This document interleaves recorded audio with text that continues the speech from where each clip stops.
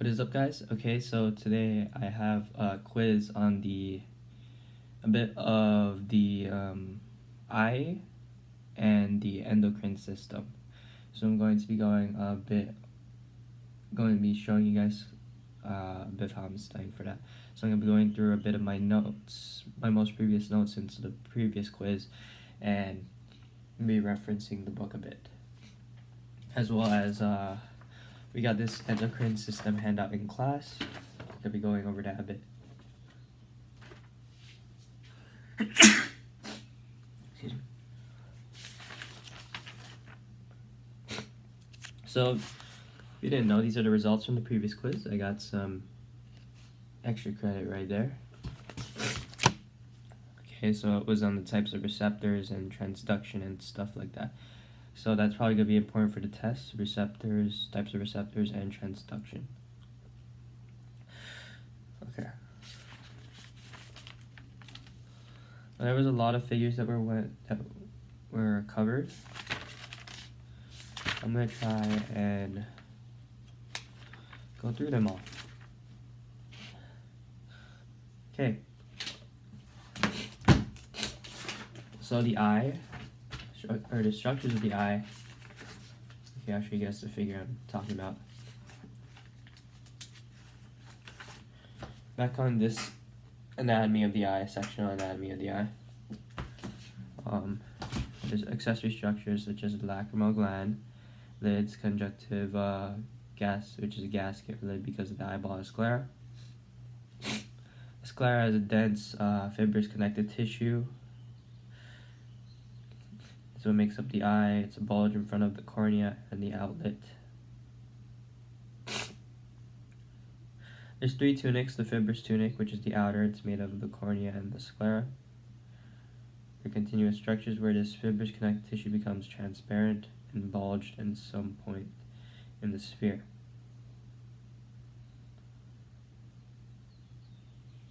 Our eyes have different shapes.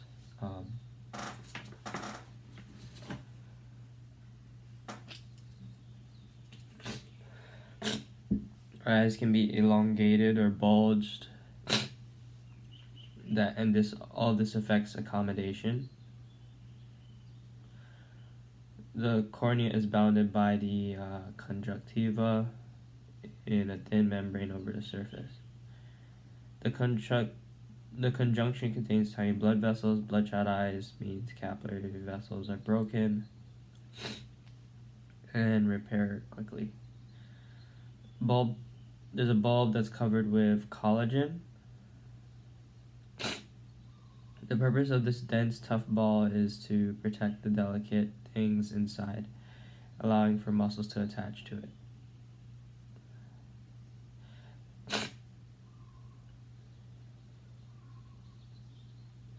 Vascular tunic, so the middle layer of the eye, so it's the tunic inside the ball.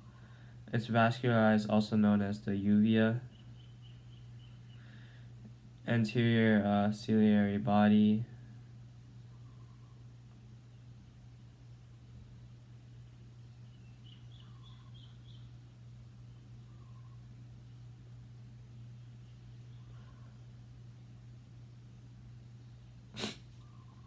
The anterior part of the eye is the ciliary body, which is serrated, edged, darkened region.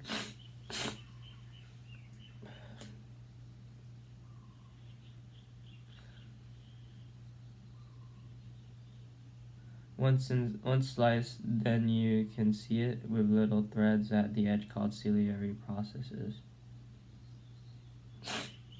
That suspend the lens on the ciliary body, suspensory ligament. Capillaries secrete aqueous humor that bathes the front of the eye. Capillaries secrete plasma that is filtered and comes out to be aqueous humor that is nourishing and bactericidal. Anterior cavity is divided into two chambers. The anterior chamber is in the front of the iris. The posterior chamber of the anterior cavity is in the front of the lens, posterior to the iris.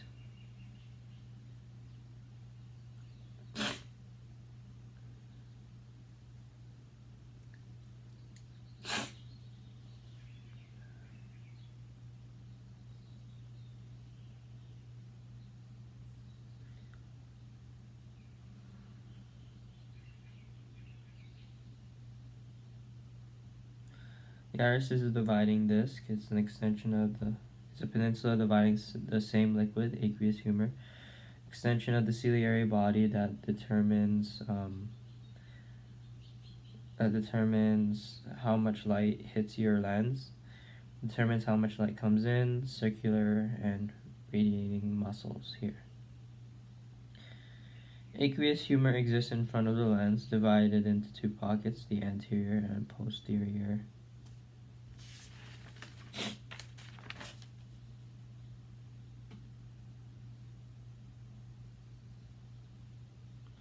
The iris is responsible for determining how much light comes into the lens, controlled by circulating radiating muscles, controlled by either sympathetic and parasympathetic.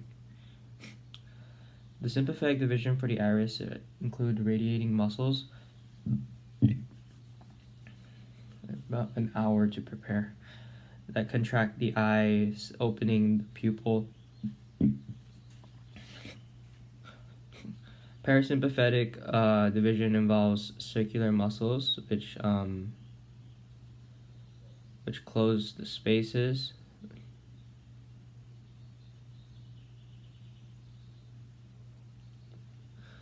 The iris is nicely colored. It's the part of the eye backed by dark pigment, light-absorbing cells. In addition, the ciliary body, the iris in the human pupil, there is the lens. The lens is a squash sphere, egg-shaped. Keeps stray light from bouncing all over in the retina. Light comes into the pupil and hits the lens with little threads.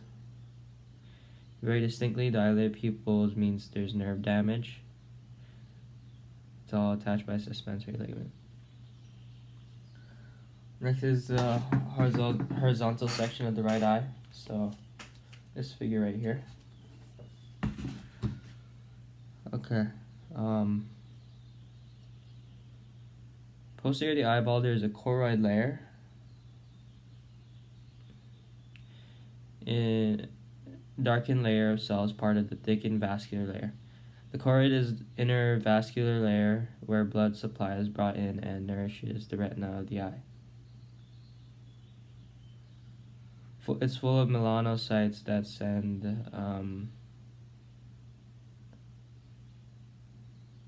fingers into dermal layer. It protects cell nuclei from sunlight.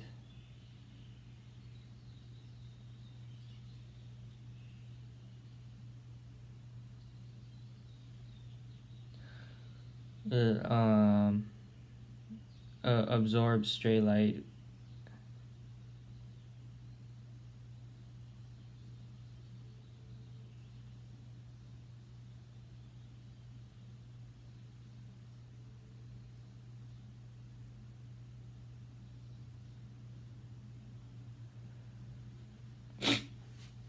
An animal with night vision reflects the choroid to the retina.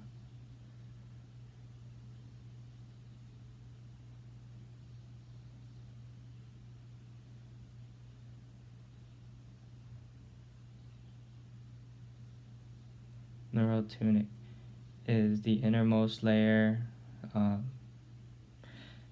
Focus. About the nervous system, it's not a vascular system. The retina is the orange layer. It's very active. It's a very active layer of light sensitive cells. Transduction takes place in these cells.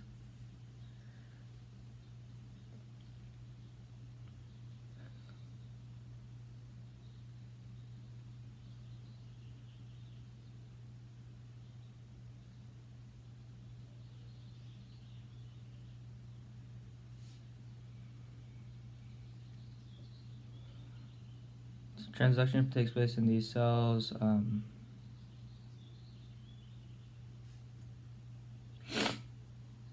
Several layers form the retina because they are forming converging circuitry.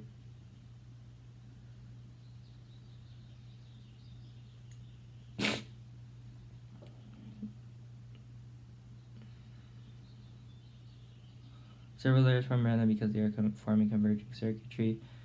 Lots of receptor cells are speaking to fewer neurons.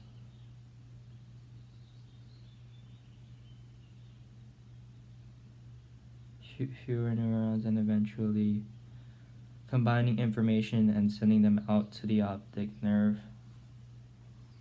Allows you to have lots of receptor cells are speaking to fewer neurons, and eventually combining information and sending them out to the optic nerve. Allows you to have extreme sensitivity. Lots of rods and cones feed into fewer ganglion cells than to the optic nerve.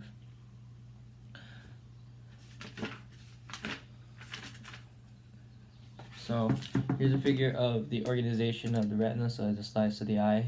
So we can see from here, light is going into ganglion cells. So it was to lots of rods and cones right there. Ganglion cells to rods and cones to eventually the optic nerve.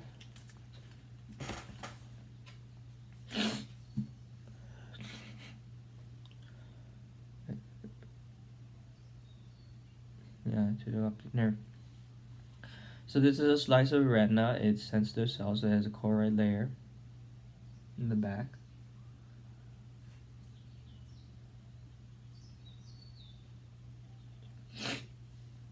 And a retina, the skinny layer.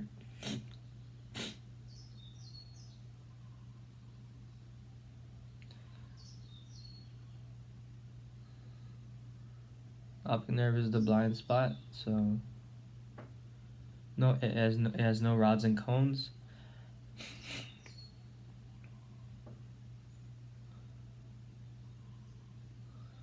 Okay. So we start in the back with a skinny pigmented layer. Oh, we start in the back. Oh, so we start in the back from the choroid, because the choroid absorbs light, then to rods and cones, then to ganglion cell, then to the optic nerve, according to my notes. Rod-like receptors and cone-like receptor entity.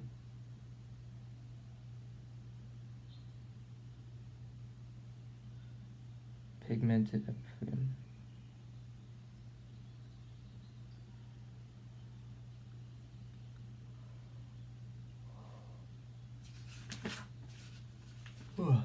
Okay, so here's the next figure we're talking about. There's a pigmented epithelium at the top, right there, the brown one, leading into rods and cones and bipolar cell.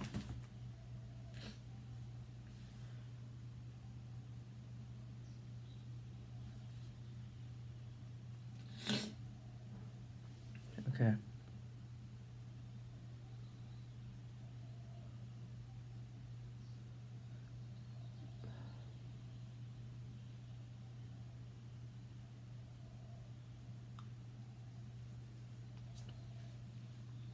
So rods are sensitive, black and white, so no color. So the R in dark is for rods, and the C in color is for cones. So rods are much more sensitive to dim light, walking in the moonlight, and stuff like that. Information is sent to a layer of the neurons inside them called a neuron. Starts at a junction between bipolar cells. So from bipolar cells to ganglion cells to rods and cones to the pigmented epithelium. So bipolar cells pick up information and turn it into an action potential.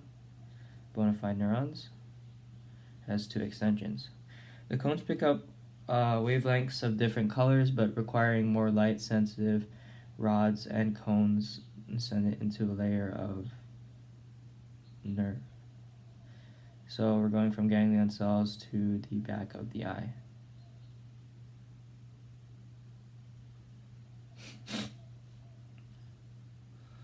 Departure of the optic nerve.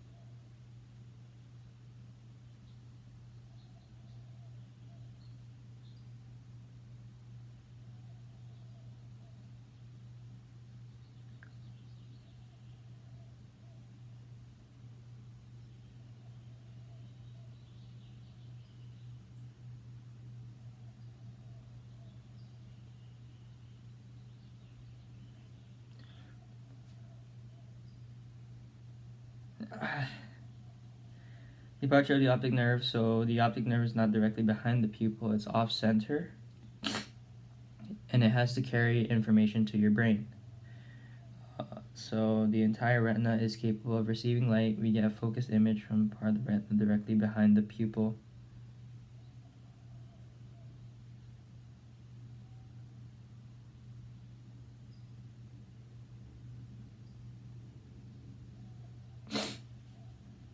At a focusing point called a fovea. Just mix that.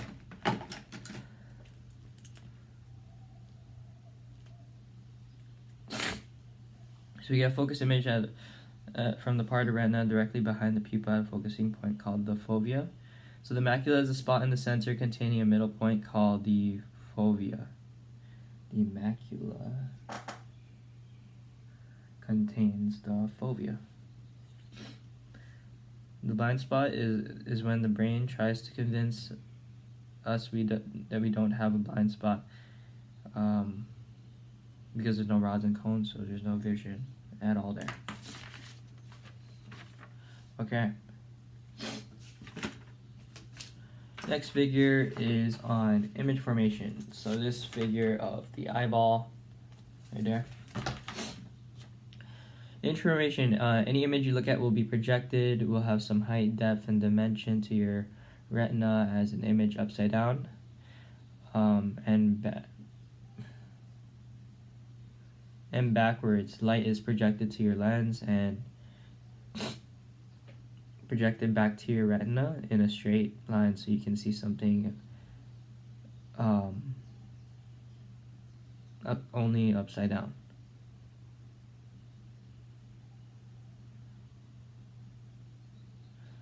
You can only focus on part of the pole that your eye is focusing on. You can't focus on the whole pole.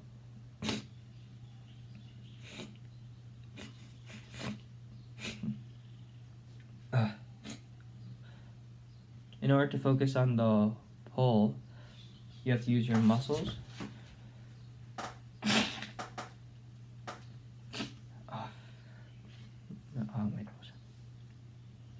Excuse me. You have to use your muscles in the eyeball so that it is turning, and directly behind the pupil will be aimed at the bottom of the pose.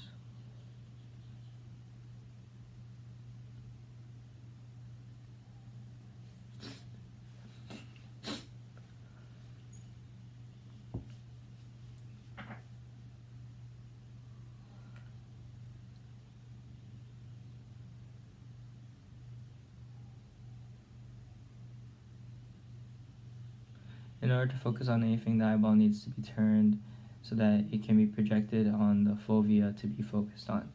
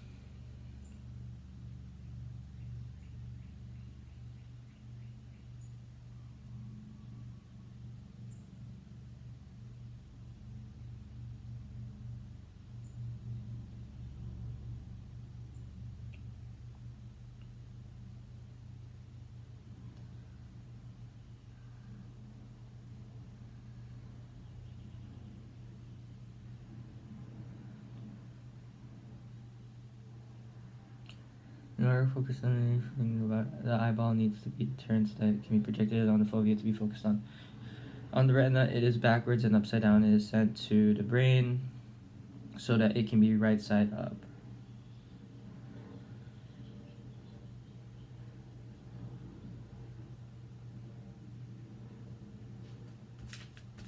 the retina.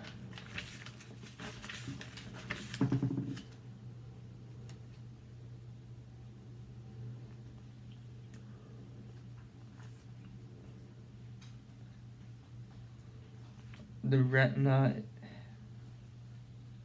the retina is backwards and upside down, so the center of the brain's like seen right side up. So the brain changes things, the way we see things.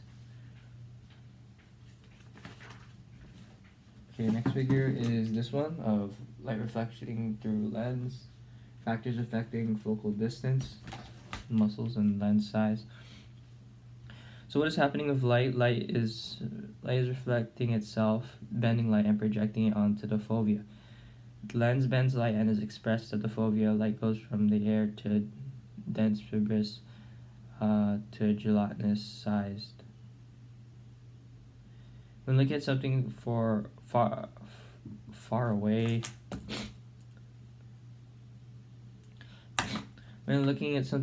light is reflected off it, so that light has to bend at a certain degree, bending at an angle. The lens has to do something for the focal points to be at the fovea of the eyeball.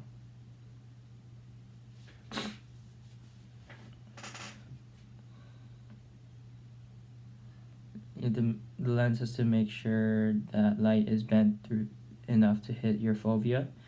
As the lens is rounded, the fovea bends light more. A curved object will bend light, and a flat object will send light straight through.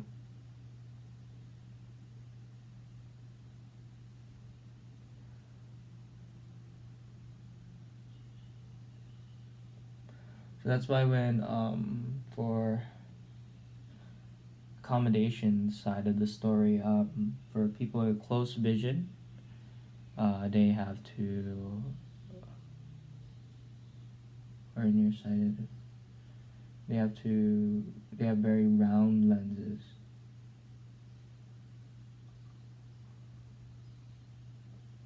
They have very round lenses because light is not being bent properly. So accommodation story. So this figure right below, right there, this figure. The accommodation story. So we have for close vision, ciliary muscles are contracted. As ciliary muscles are contracted, they round the sphere to get light to the focal point to meet at the fovea. The lens is rounded. The focal point has to meet at the fovea.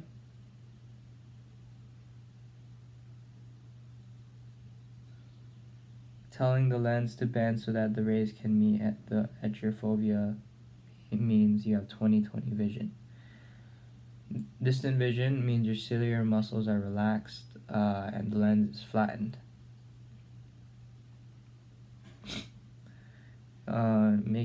Make your lens bend the light enough so that the rays bend and meet your fovea.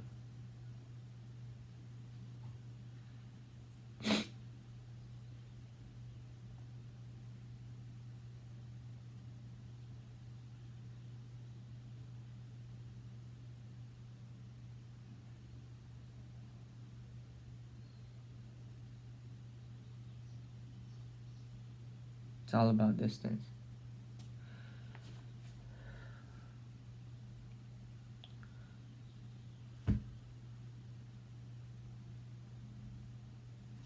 Focal point meeting at the fovea. So there's two problems. When we're old or our lens does not flex well enough, the lens of ciliary muscle, the lens will get harder and making it hard to round it and meet the fovea. The muscles cannot be round enough to meet the focal point or fovea. Accommodation is when the muscles weaken, the eyeballs cannot be perfect spheres.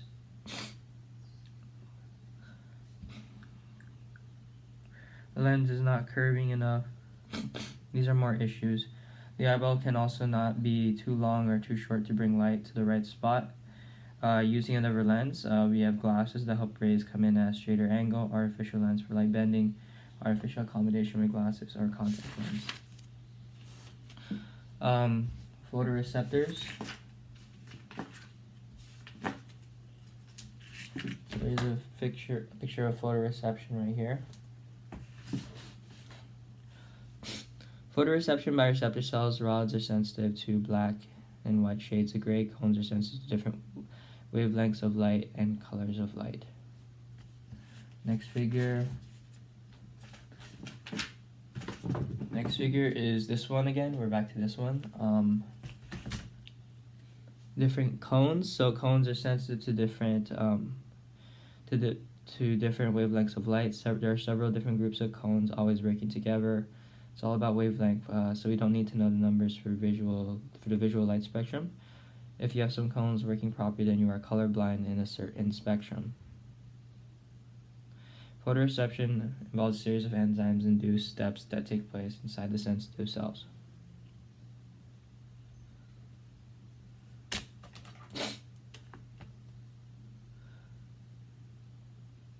Retinal is a carotenoid association between vitamin A component and pigment. Again, they have a figure about the photoreception. Yeah, with the sodium channels. We have photopigments that absorb certain colors and reflect the rest.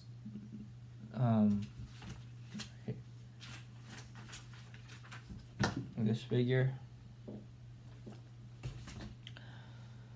So the pigment is called retinal.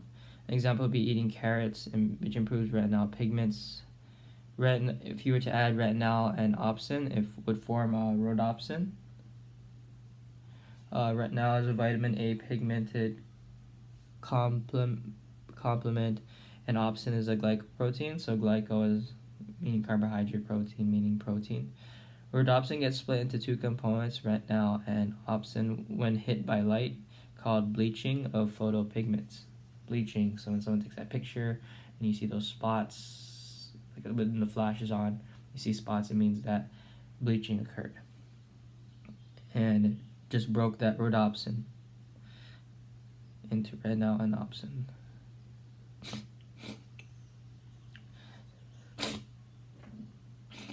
Photopigments get split apart until the pigment is not able to receive light. When light hits the retina, photopigments split apart and the retina can't. Yeah. Rhodopsin is constantly regenerating or rebuilding itself quickly. Damage and rebuild. Rhodopsin rebuilds itself. Rods are more sensitive to levels of light and take longer to put themselves together because they're more focused on black and white. On black or dark colors, rods.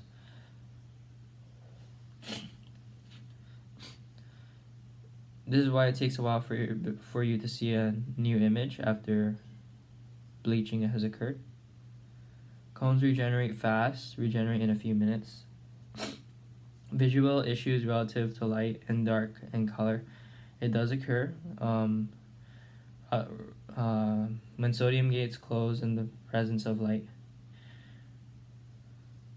Only during receiving or until there is light, bipolar cells say to send to the brain.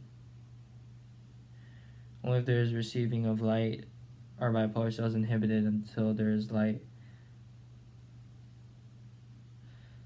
Bipolar cells say to send to the brain and when sent to the brain. The brain unscrambles it.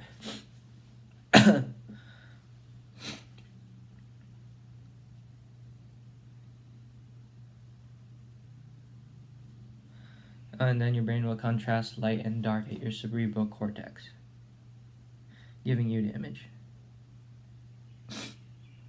So the cerebral cortex gives you the image through the thalamus and integration center. So we're going from the thalamus to the occipital lobe to association areas for memories and telephone pole and stuff like that. Integration areas for emotions and memory. Moving to bright light from a dark room or vice versa, dark to light version. It can take a while for you to see because rods are destroyed by light. Cones regenerate fast to see color. And now we have reached the most recent segment of notes. So we had a quiz. And we had some questions on accommodation. So eyes are So when eyes are accommodating, that means you have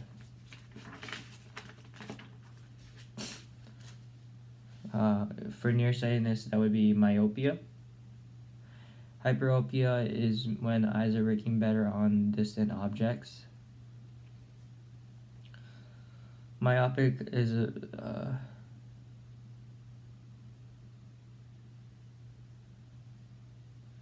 myopic person needs this can only see close objects. Emmetropia means normal vision, both eyes work. So this figure right here, the different types of vision. Yeah. Myopic means the focal point is in front of the fovea.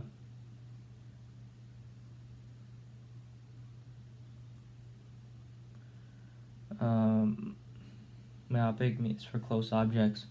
The lens has to round more. The lens is rounding, allowing for successful bending of light. For faraway objects, bends focus with not a lot of bending. A faraway object would focus more on upper part of the lens.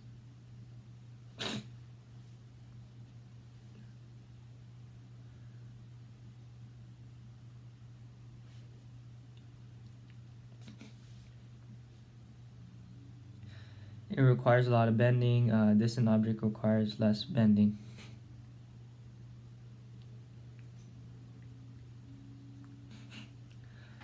When the lens is curved and rounded, it causes the waves to bend more.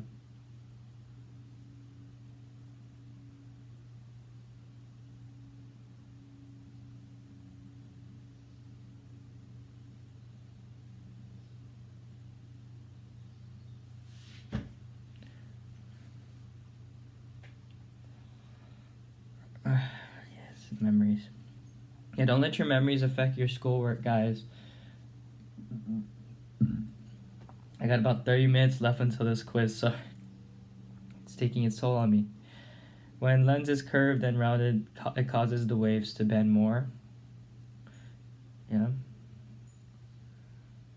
So for people with nearsightedness, when the lens needs to round more. If it's not rounding enough, your vision is gonna be blurry because light's not bending. For close objects, angle of light comes into the lens. The eye has two. When an angle of light comes into the lens, the eye has two choices: to change the shape of the bulb or change the shape of the ciliary muscle to meet the fovea at the focal point. Flatter lens means more bending. The focal point is pushed back onto the fovea. The shape of the lens and length of the eyeball. Transduction is what happens to turn the signal to an action potential.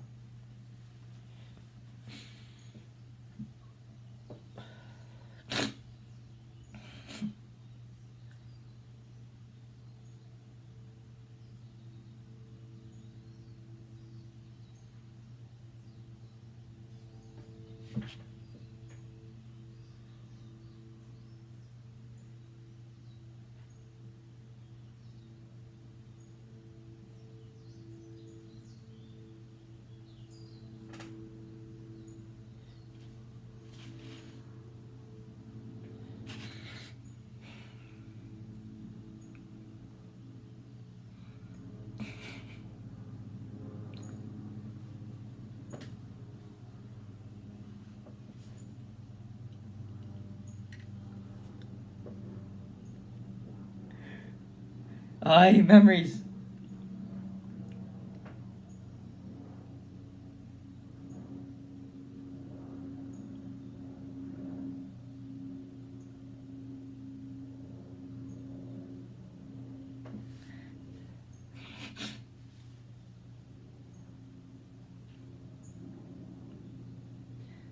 Transduction is what happens to turn a signal to an action potential.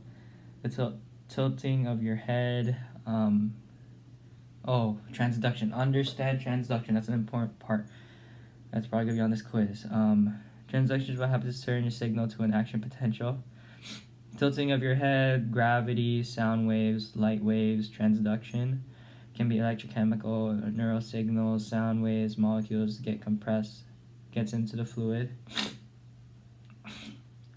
Of endolymph into the cochlea, to organs of Corti in the cochlea, then move the basilar membrane to hair cells that bend, causing molecular changes in the cell, forming an action potential. We don't need to know the physics side of this, cyclic AMP, just know hair cells bend, changing molecular things, forming that action potential. Just gonna skim this real quick. What we talked about before. Senses. That's the wrong one, I think. Yeah, I'm going over some parts of my notes, guys, to understand this exam a bit more.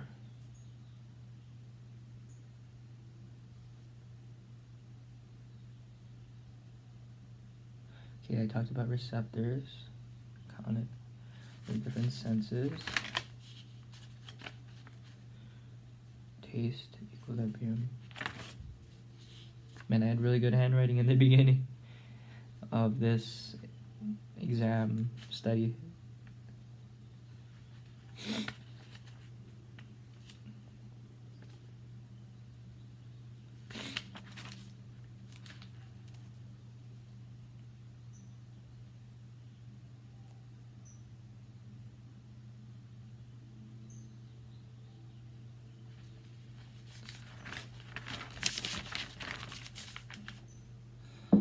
Okay, so the most recent information, the endocrine system finally made it.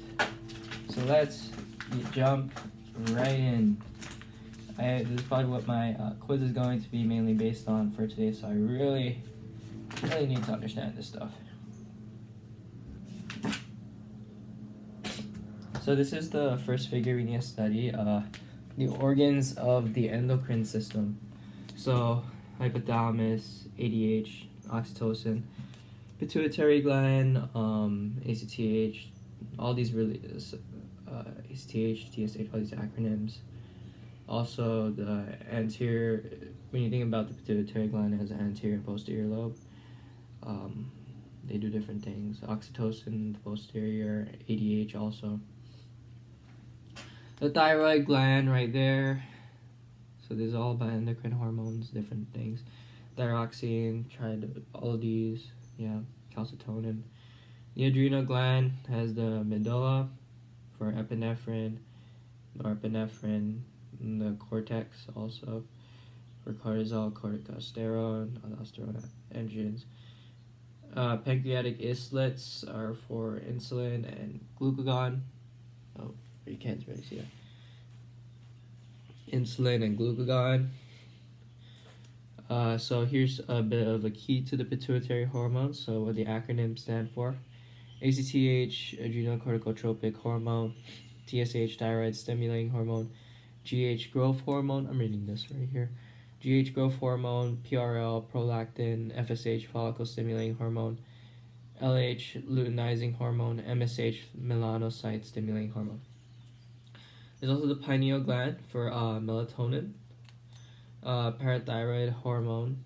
Parathyroid glands on the posterior surface of the thyroid gland produces the parathyroid hormone. Some organs with secondary endocrine functions include the heart for ANP and BNP. The thymus undergoes atrophy, thymusins. Adipose tissue for leptin, right there. Digestive tract secretes numerous hormones involved in coordination system functions and glucose metabolism and appetites. Kidneys are responsible for erythropoietin, calcitriol. The gonads include the testes and ovaries, testes for androgens, ovaries for estrogens. So this is a very important figure. So my professor wants us to understand these different organs and what they do, or the types of hormones are involved in them, such as the hypothalamus, and the pituitary gland, thyroid gland, adrenal gland, pancreas, pineal gland. These are some of my notes I'm reading, by the way, trying to understand with you guys. Thyroid gland, adrenal gland, pancreas, pineal gland, thyroid hormone, AMP and BMP from the heart, thymus, AMP and BMP, BMP, brain natriuretic peptide, still from the heart, adipose tissue, digestive tract, and kidneys. Next figure is a figure I really need to know for this exam, for this quiz, and probably the exam too. So this is a structural classification of hormones. So there's 3 classifications hormones can be divided into. There's amino acid derivatives, peptide hormones, and lipid derivatives. Amino acid derivatives are small molecules that are structurally related to amino acids, building blocks of proteins. Here's the different types of derivatives. Thyroxine, thyroid hormones, catecholamines, epinephrine. There is a tryptophan, melatonin. Peptide hormones are chains of amino acids. Most peptide hormones are synthesized as pro-hormones. Inactive molecules are converted to active hormones before or after they are secreted. And so there's glycoproteins, the big chains.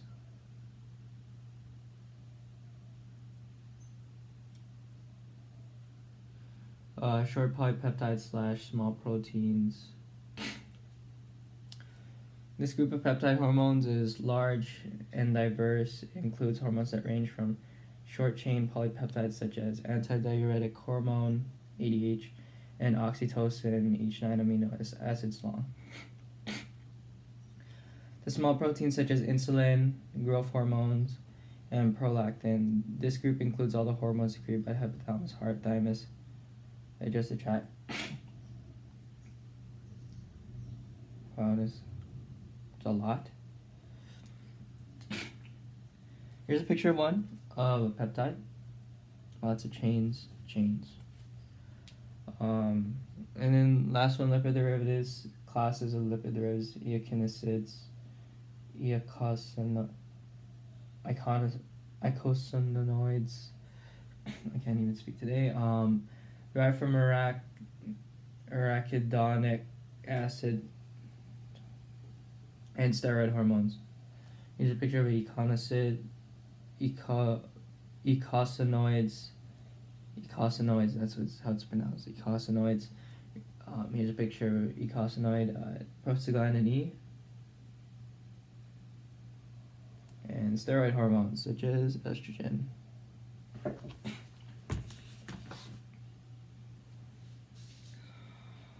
Okay, let's jump into this.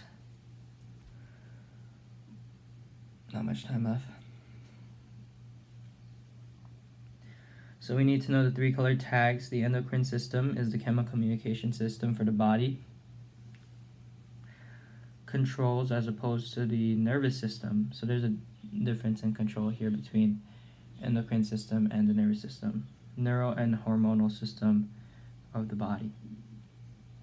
Commanding and controlling everything going on in the body systems, signal flow of ions across the membrane. A molecule of substance is dropped into the bloodstream.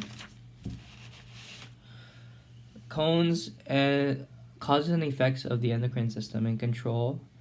The difference in structure of the endocrine system and the nervous system. Oh, my nose.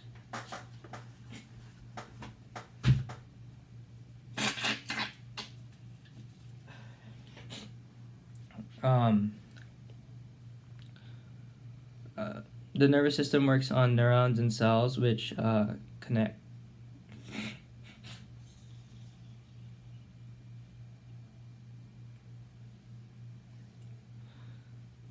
The nervous system works on neurons and cells which connect. The endocrine system, or the chemical story, deals with chemicals dumped into the bloodstream.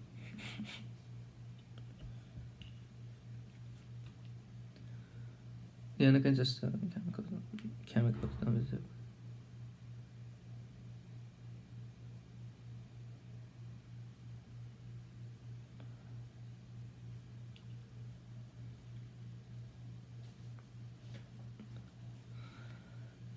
How does any specificity come out of the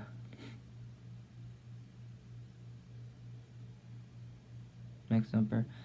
Like specificity of the neurotransmitter, target organs or cell has a specifically sized receptor site.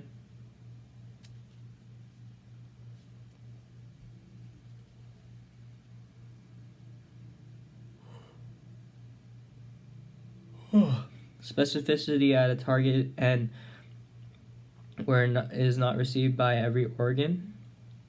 It is picked up only where the cell or organ has a specific receptor or a molecule that fits the shape of the hormone. Similarities and differences.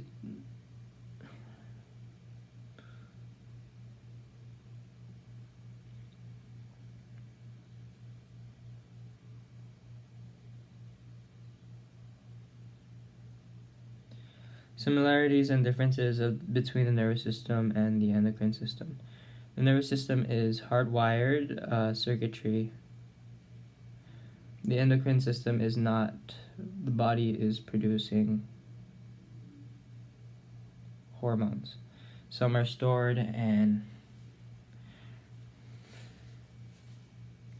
no circulatory system.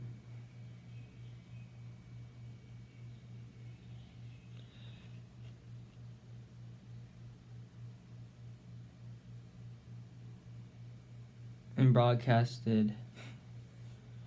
If there's no circulatory, nervous system is hardwired circuitry. Endocrine system is not. The body is producing hormones.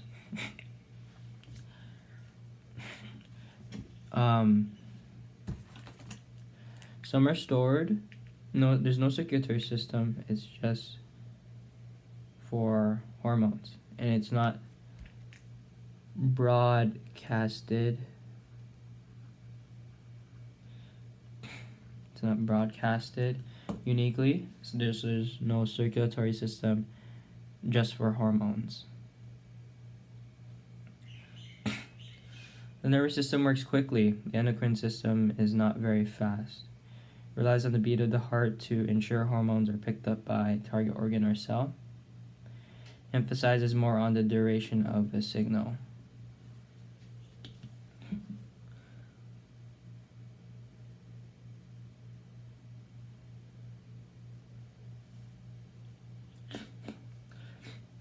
The nervous system works quickly. The endocrine system is not very fast. Relies on the beat of the heart to ensure hormones are picked up by a target organ on cell. Emphasizes more on the duration of a signal.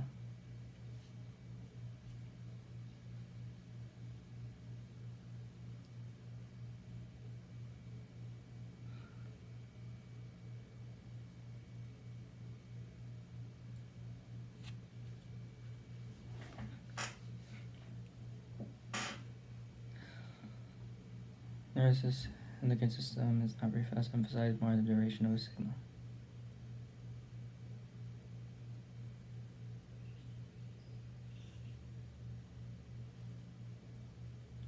So, nervous system ends fast because nerve signals have speed. Endocrine system has a duration of its effect. A hormone gets dumped into the blood and takes a while for its effect to diminish.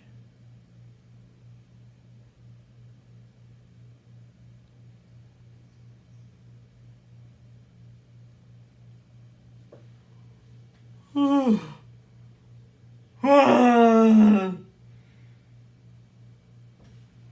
yeah, stress.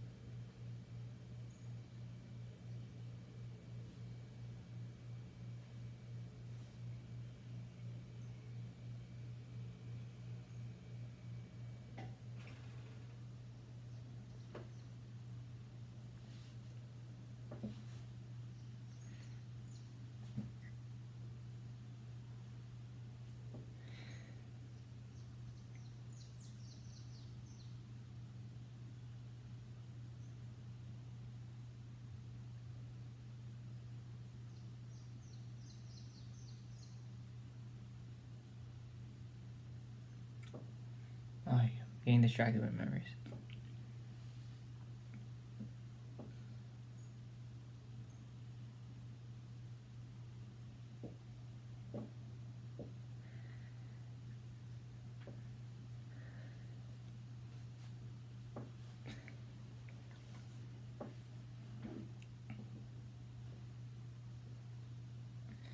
Hormone gets dumped into a hormone gets dumped into the blood and takes a while for its effect to diminish. That's why endocrine system has more of a duration in response.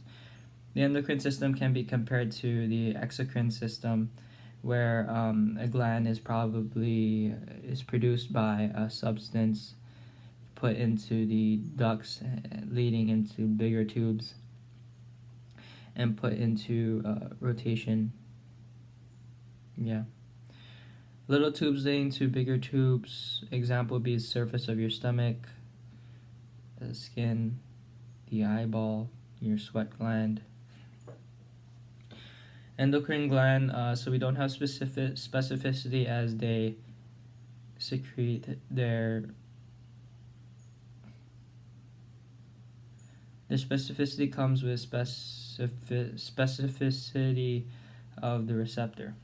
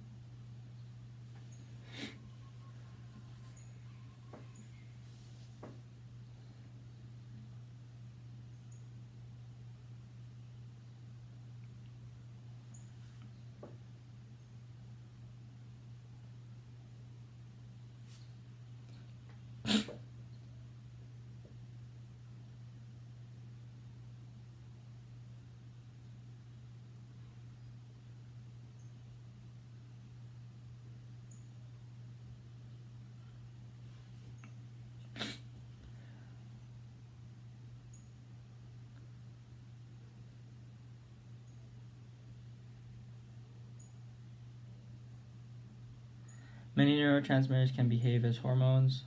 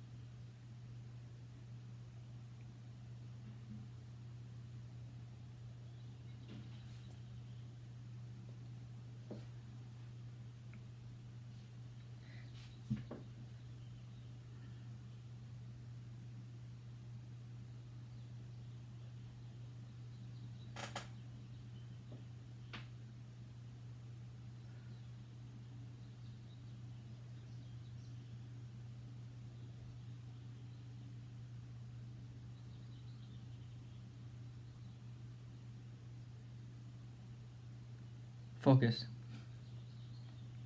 Same constituents, amino acids, peptides, and proteins.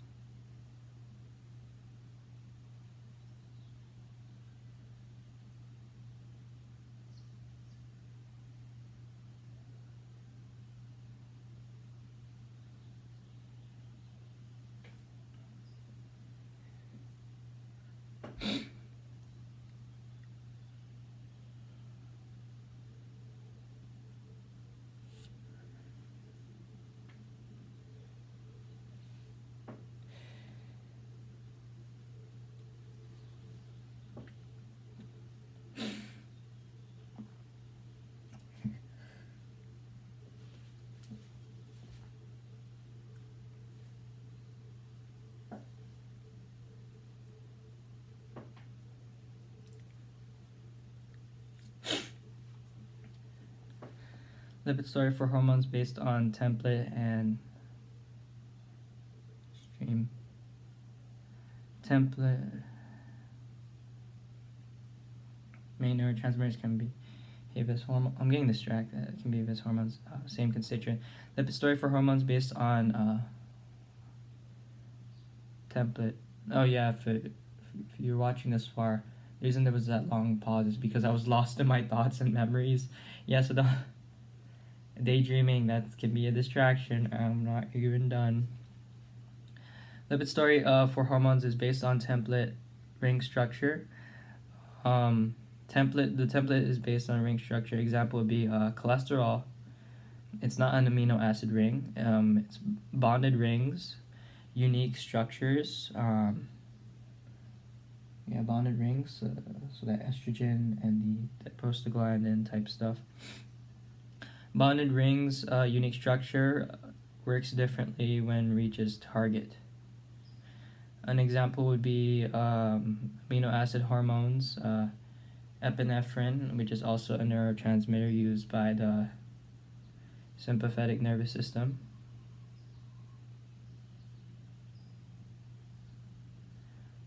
Also secreted from the medulla on the adrenal gland.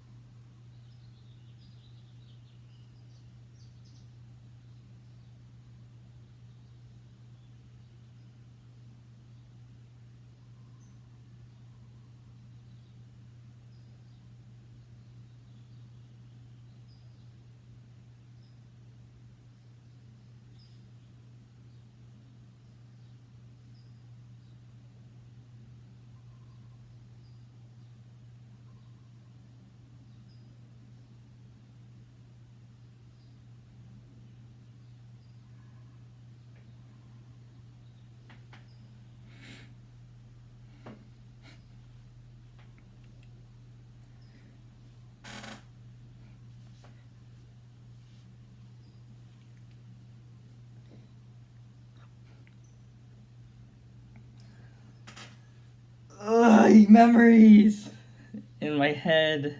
Don't get distracted, guys, when you study. It's making me happy, but I'm losing time and I'm not really focusing. An example of lipid story would be amino acid hormones. Epinephrine is also a neurotransmitter used by the sympathetic nervous system. It's only when the topic's not very engaging that's when we get lost in our thoughts. Epinephrine is also there's just a lot of hormones, that's why it can be difficult. Epinephrine is also a neurotransmitter used by the sympathetic nervous system. It's also secreted from the medulla on the adrenal gland. Other amino acid hormones include dopamine, thyroxine, some digestive hormones. So these are now the peptide hormones: gastrin, somatostatin, CCK, secretin.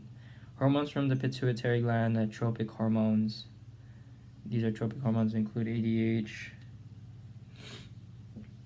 and oxytocin. Steroid hormones secreted from the adrenal gland and adrenal cortex has 3 layers: an outer, inner, and lower.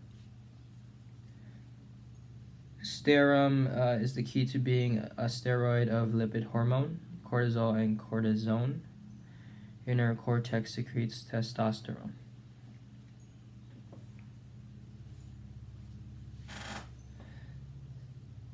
When the hormone when the hormone reaches the target organ and the general way how the hormone works.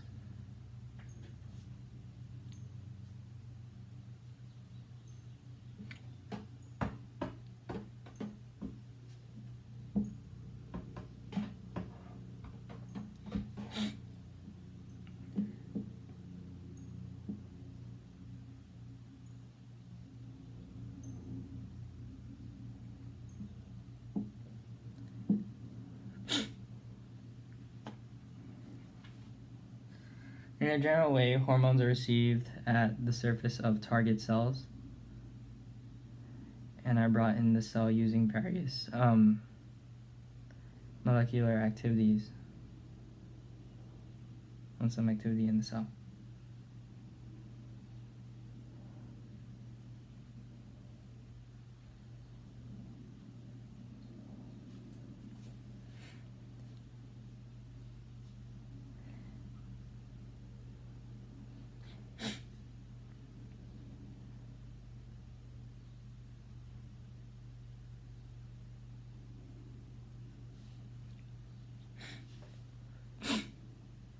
In general way, hormones are received at the surface of the target cell and are brought in the cell using various molecular activity.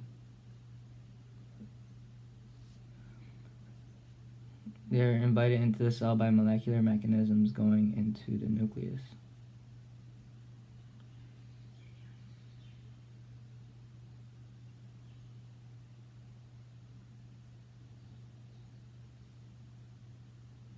Hormones are invited into the cell by molecular mechanisms going into the nucleus and work directly on the processes in the nucleus, turning on and off genes.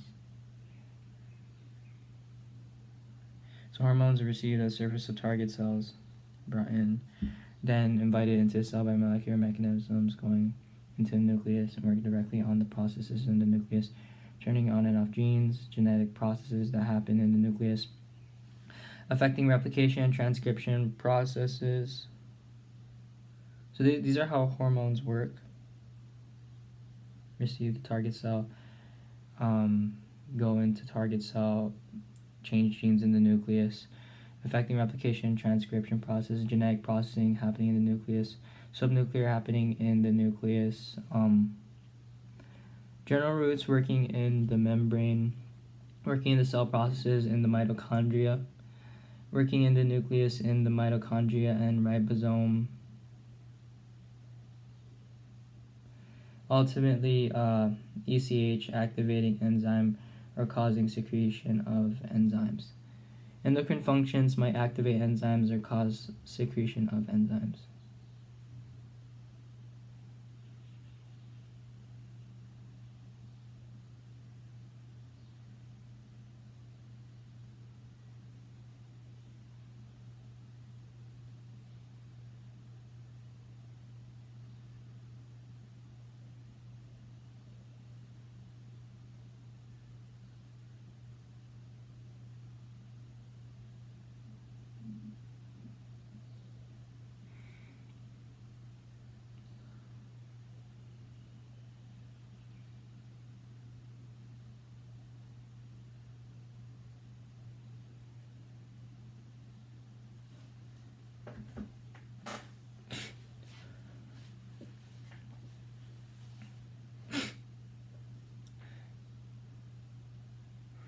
Pancreatic hormones cause secretion in the duodenum.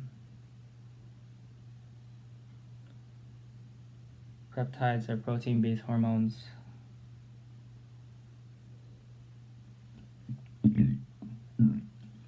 Examples of hormones secreted into the duodenum include gastrin.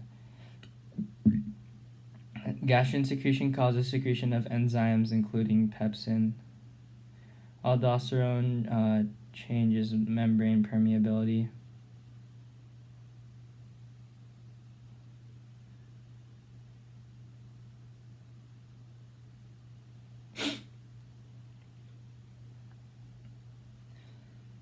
Aldosterone changes membrane permeability. Changes the permeability of the membrane. Example would be DCT, ADH, aldosterone enzymes that change production, collecting ducts, aquapores.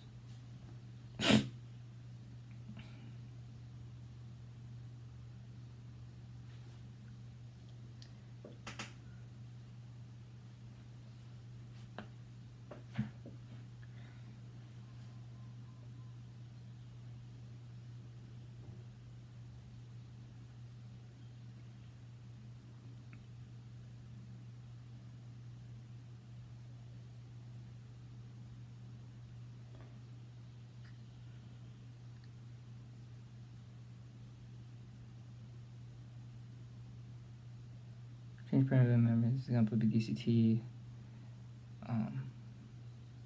ADH, aldosterone, collecting ducts, aquapores, initiate protein synthesis, start production of enzymes, hormones, cell structure, plasma proteins.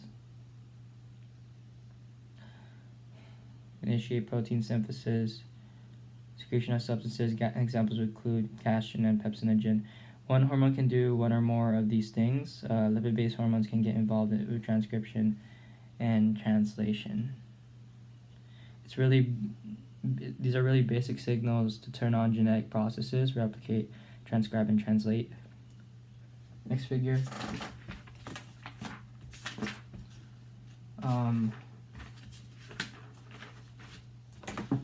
Next figure is this one.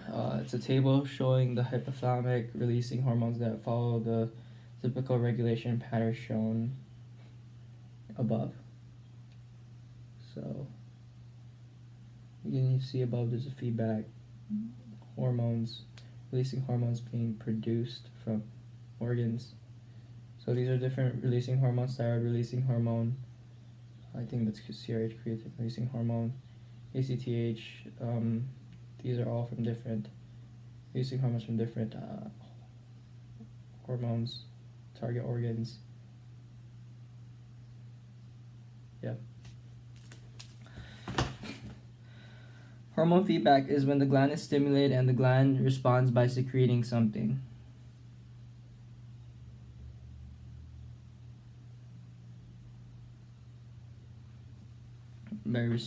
Secreting something. Secretion is going to stimulate another gland for something else.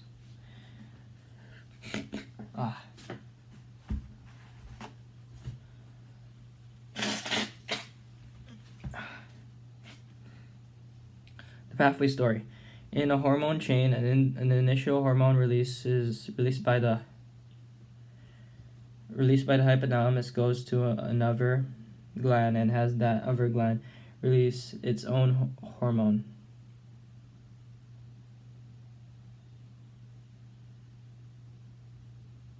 And that second hormone goes to another gland and release its own hormone.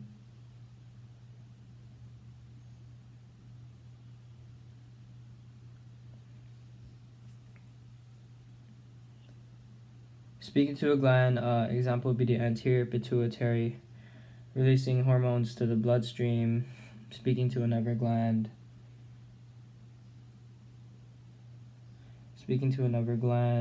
and the hormone goes to the bloodstream and to the target. This is circuitry. It's not as simple as a stimulus and an effect. So it's a stimulus going to the anterior pituitary, producing a hormone. That hormone goes to the gland, endocrine gland, and that endocrine gland produces a hormone, and that hormone goes to the target cell. Okay, the hypothalamus. We'll talk about this figure of the anatomy and orientation of the pituitary gland. So there's hypothalamus right there. Anterior pituitary lobes.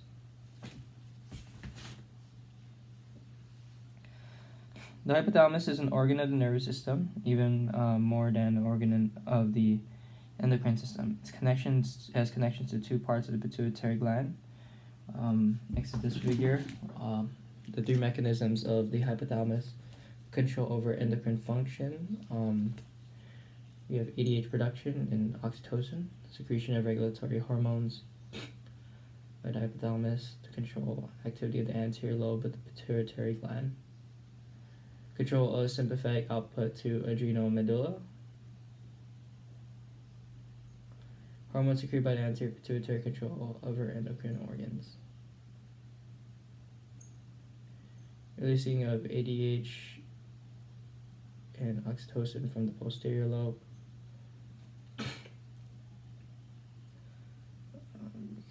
Secretion of epinephrine and norepinephrine from the adrenal gland.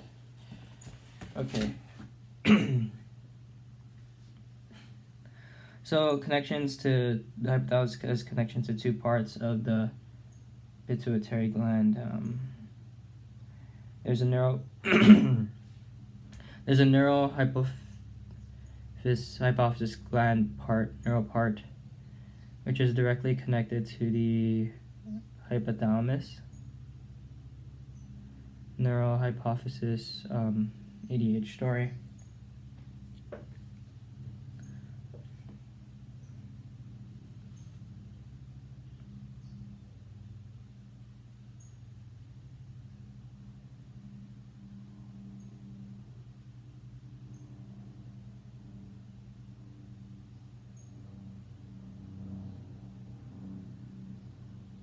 Direct neurons run out of the hypothalamus and straight to the neural hypophysis.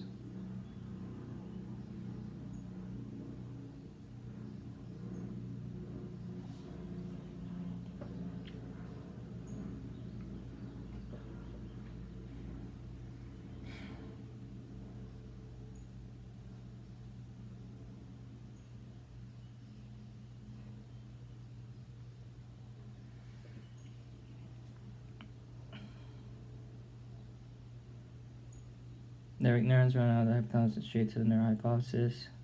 Two hormones, ADH.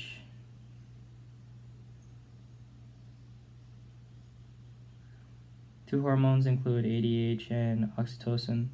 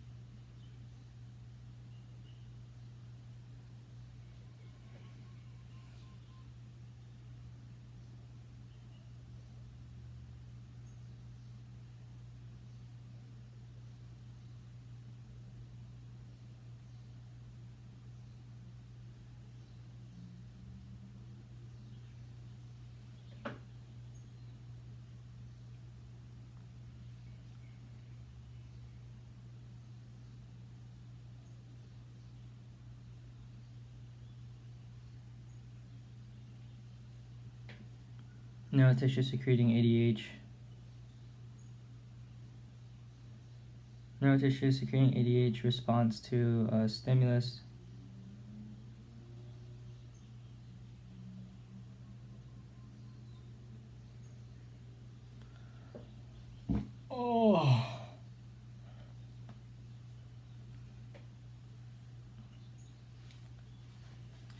Neural tissue secreting ADH responds to stimulus, comes to the hypothalamus.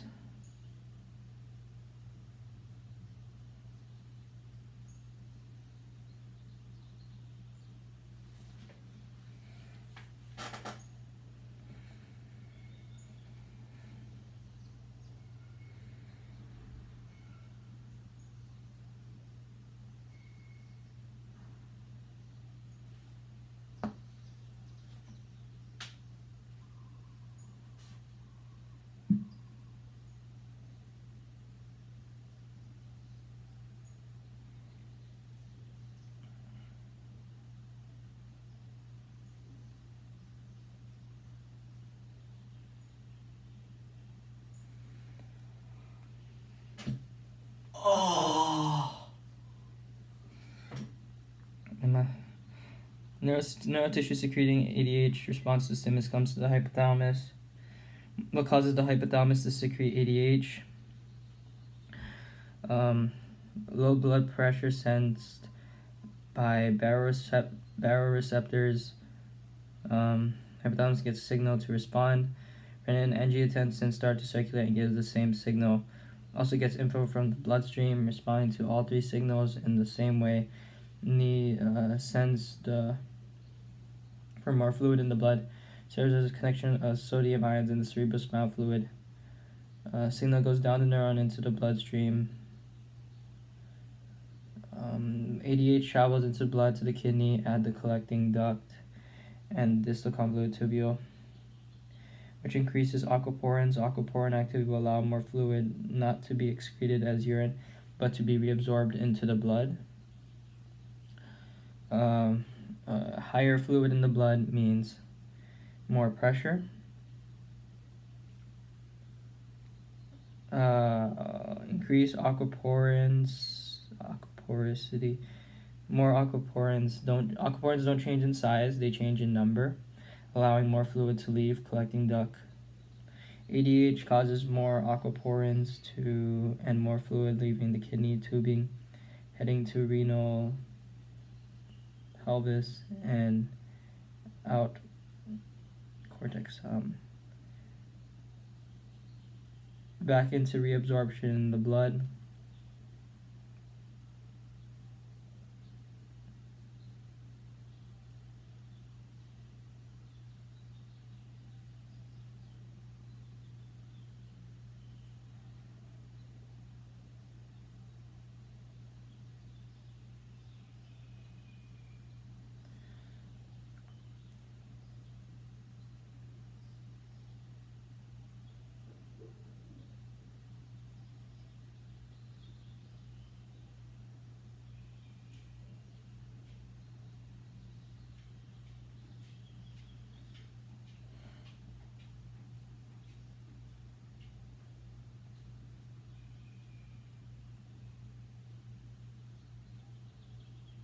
Direct stimulus in the bloodstream to a gland.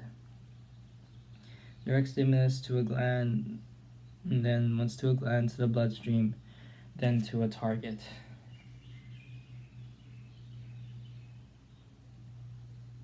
Also has osmoreceptors that sense osmolarity, which is the concentration of sodium ions in the cerebrospinal fluid.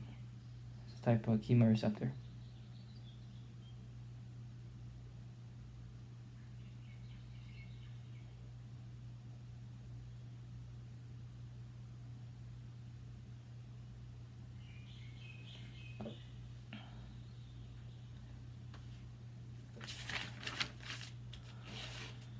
Okay. Another hormone secreted by this gland, the hypothalamus. Pituitary gland secretes oxytocin also. Leaves the neurohypophysis to the bloodstream to receptor cells in a lot of places in the body. Example would be in the uterus. Smooth muscle walls respond by contracting and ejecting milk. Milk can't be pushed out until there is suckling of the infant. The uterus does not just start contraction; it has to do with stretch.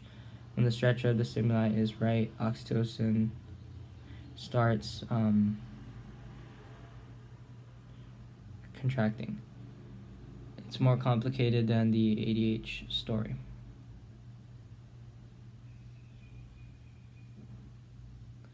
You cannot spurt milk unless you have a stimulus of a suckling infant.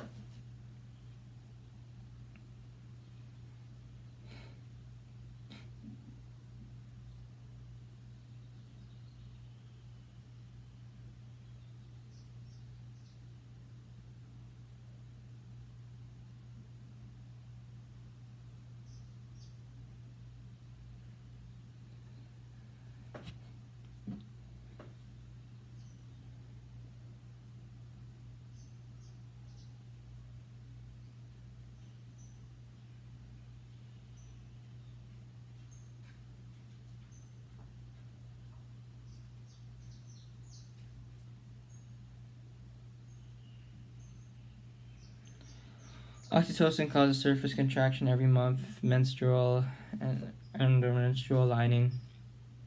Oxytocin is called the bonding hormone.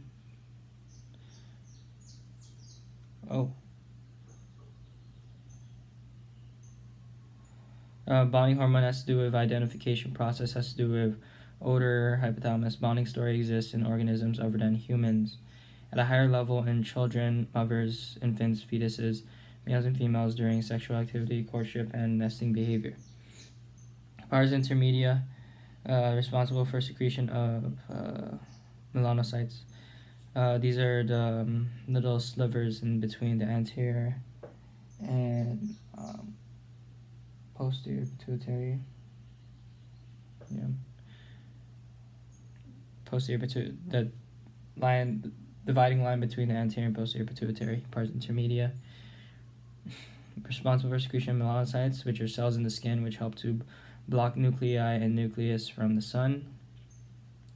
It's constantly producing, rises and falls in response to the sun in response to influence from glands.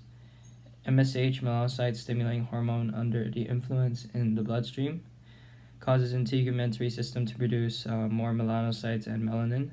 Involves light.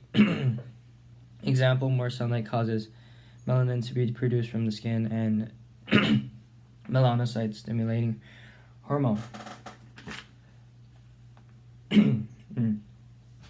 Here's the next figure. The hypophyseal portal system and the blood supply to the pituitary gland. So we can see the different nuclei and the neurons,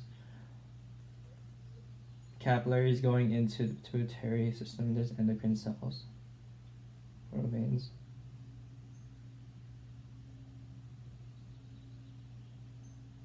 Different neurons up here in nuclei.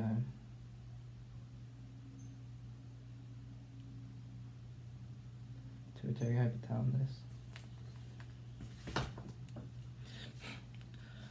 ADH and oxytocin are sent through neurotransmitters, hormones going through adenohypophysis, anterior pituitary, to the bloodstream. They design a tiny portal system. Nutrients go into the general circulation of the duodenum. From there, nutrients go to the liver, where it decides what to do with the amino acids. So the hypothalamus sends ADH and oxytocin through the neurons as if they are neurotransmitters. But hormones going through the adenohypophysis needs to be secreted by the hypothalamus into the bloodstream, but must only go into the anterior pituitary adenohypophysis. So we create a portal system.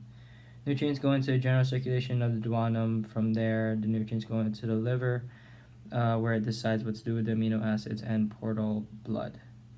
Hypophyseal instead of hepatic portal system. Goes straight from the hypothalamus to the adenohypophysis, where it delivers, releases hormones from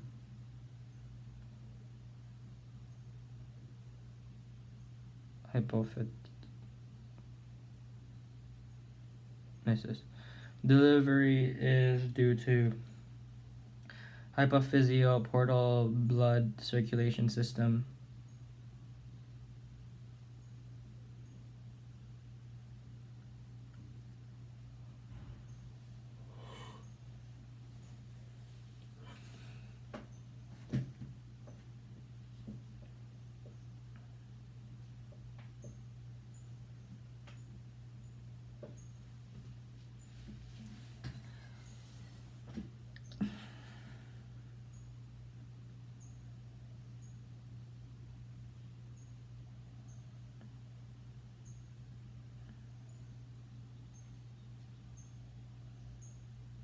Short circuit is to grab oxytocin and ADH.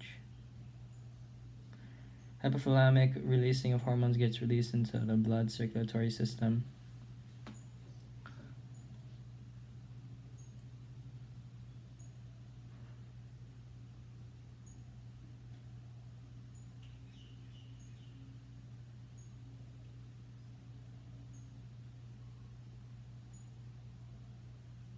As a diuretic hormone, oxytocin, MSH, melanocyte stimulating hormone. 6 purple boxes. Okay, so we need to know the 6 purple boxes. So this figure, pituitary hormones and their targets. Different epinephrine, norepinephrine, thyroid gland, all these different releasing hormones going to ADH to the kidneys, oxytocin to prostate, uterine, MSH to melanocytes. All those were ADH, oxytocin, MSH are all posterior lobe pituitary. Anterior lobe pituitary is responsible for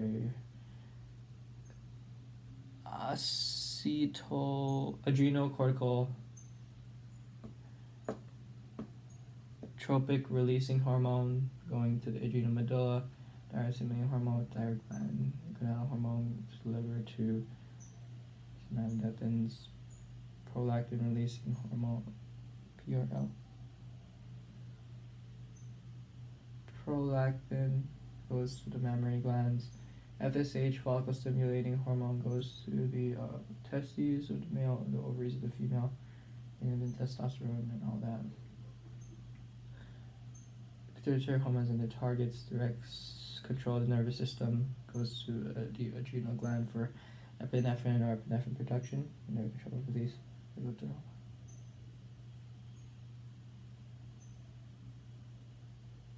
The release of hormones. Sensory stimulation, osmoreceptor stimulation.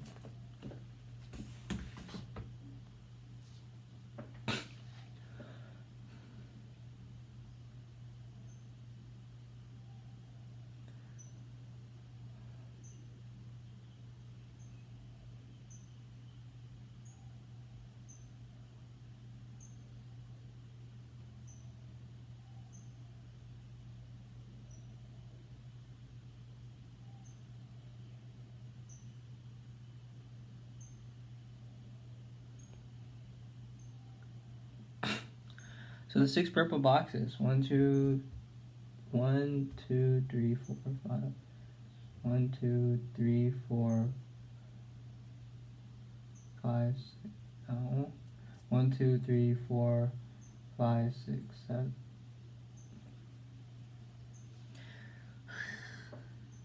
Respond to some releasing hormones. 1, 2, 3, 4. 1, 2, 3, 4, 5, 6. Why is different?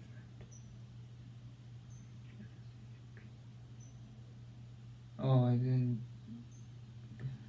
Somatostatin isn't one of 1, 2, 3, 4, 5, 6. Okay, those are the releasing. 18-8D. Back on this table.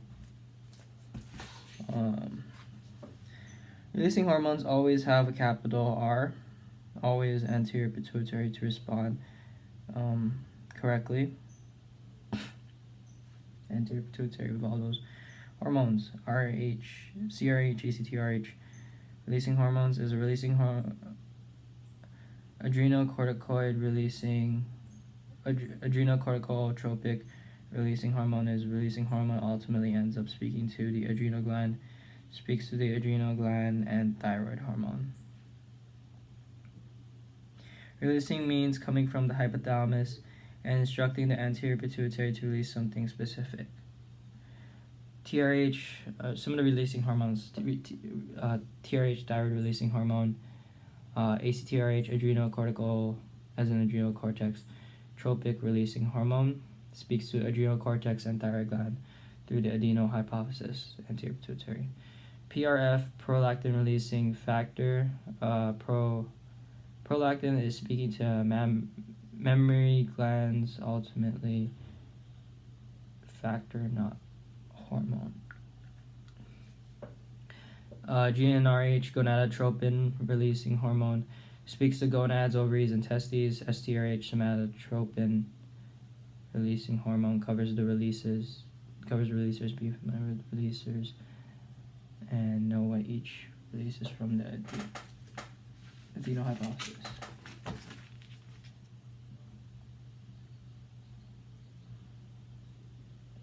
STRH, I don't remember.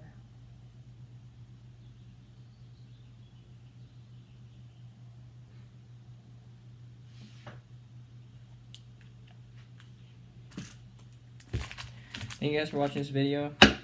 Hope it helps. So let's do this endocrine functions quiz and hopefully we do good. Thank you for watching. God bless.